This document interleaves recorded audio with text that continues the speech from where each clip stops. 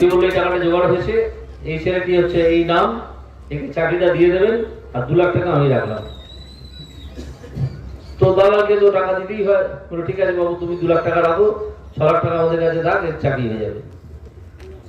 সে পরীক্ষা দিল না, চাকরির লিস্টে তার নাম উঠে গেল, প্যানেলে নাম উঠে গেল। এই জিনিসটা ধরা পড়লো প্রথম আমার হাতে। আমি তখন হাইকোর্টের বিচারপতি, বেশিদিন আগে নয়, আমি হাইকোর্টের বিচারপতির পদ ছেড়ে এসেছি এই 2 মাস হবে, যেটা আমার হাতে ধরা পড়েছিল 2 বছর আগে। তখন আমি সিবিআই এবং ইডির তদন্তের আদেশ দিয়েছিলাম, সেই তদন্ত চলছিল।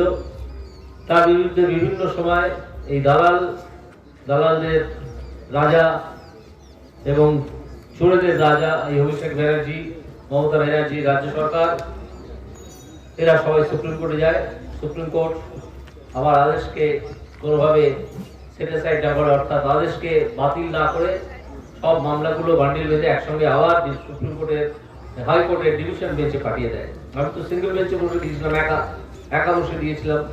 এবার সুপ্রিম কোর্ট সেগুলো ফেরত পাঠিয়ে দিল 2 জন জজের বেঞ্চে। সেই 2 জন জজের বেঞ্চে রায় হলো যে তোমরা এতই দুর্নীতি করেছো, রাজ্য সরকার এবং যারা চাকরি দেয় সেই সংস্থা, তোমরা এতই দুর্নীতি করেছো এই সমগ্র পরীক্ষাটা বাতিল হয়ে গেল। যে 6 লাখ টাকা 8 লাখ টাকা দিয়েছিল চাকরির জন্য, তার টাকাটা তো গেলই, তার চাকরিটাও গেল। আজকে সেই মামলার শুনানি ছিল সুপ্রিম কোর্টে। ডিভিশন বেঞ্চ যে রায় দিয়েছিল সেই জাজমেন্টের বিরুদ্ধে রাজ্য সরকার আবার আপিল করেছিল। সেই আপিলের শুনানি আজকে ছিল। সেই শুনানির কোনো স্থগিতাদেশ হয়নি। আজকে আবার পরের সোমবার শুনানি হবে।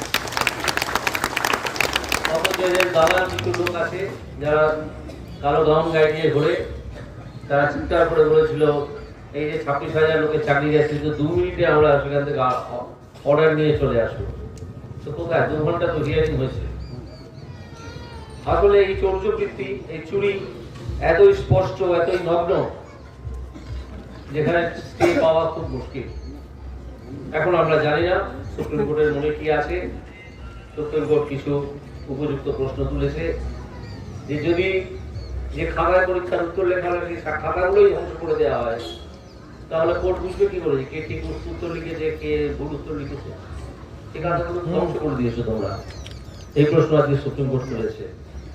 সুপ্রিম কোর্টের কথাও বলেছে যে যাদের নাম প্যানেলে নেই, অর্থাৎ এই যে উদাহরণটা দিলাম, 4 লাখ টাকা দাও চাকরি করে দেবো, সে তো পরীক্ষা দেয়নি, টাকা দিয়ে চাকরিটা কিনেছিল। এরকম লোক যার নাম প্যানেলে নেই, সে কি করে চাকরি করছে? এটা ভয়ঙ্কর দুর্নীতি। পরীক্ষায় দিল না, চাকরি হয়ে গেল। অথচ এরকম 1 জন 2 জন নয়, হাজার হাজার প্রার্থী এরকম হয়েছে, তারা পেয়েছে। হাজার হাজার প্রার্থী এরকম 8 লাখ 10 লাখ টাকা করে দিয়েছে বিভিন্ন পদের জন্য, বিভিন্ন রকমের টাকা। একেবারে তার দাম বাঁধা ছিল, দিয়ে ঠকে গেছে। আজকে যে 26,000 চাকরি গেছে, হয়তো এখানকার অনেকে থাকবেন তার মধ্যে, তার জন্য সম্পূর্ণ দায়ী মমতা ব্যানার্জি।